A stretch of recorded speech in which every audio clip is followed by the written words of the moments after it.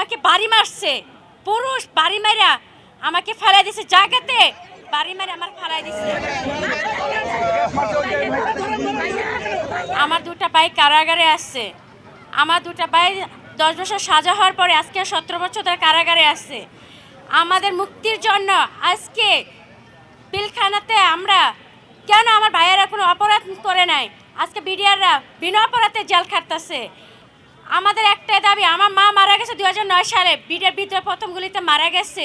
আমার মাকে লাশ পাই নাই, আমার বাবাও মারা গেছে, আমার বাবা বিনা চিকিৎসা মারা গেছে। আমার দুইটা ভাই কারাগারে, আমার হাজবেন্ড কারাগারে। আজকে আমি কিছু করি না, আমি সাদা কাপড় পরে আমি শুয়ে আসছিলাম আমাদের দাবি আদায় করার জন্য। আমি আমার শুয়ে থাকার পরে আমার আঙ্কেলকে আমি ধরতে গেছিলাম, ধরা যাওয়ানে আমাকে বাড়ি মারছে, পুরুষ বাড়ি মারা আমাকে ফেলাই দিছে, জায়গাতে বাড়ি মারে আমার ফেলাই দিছে।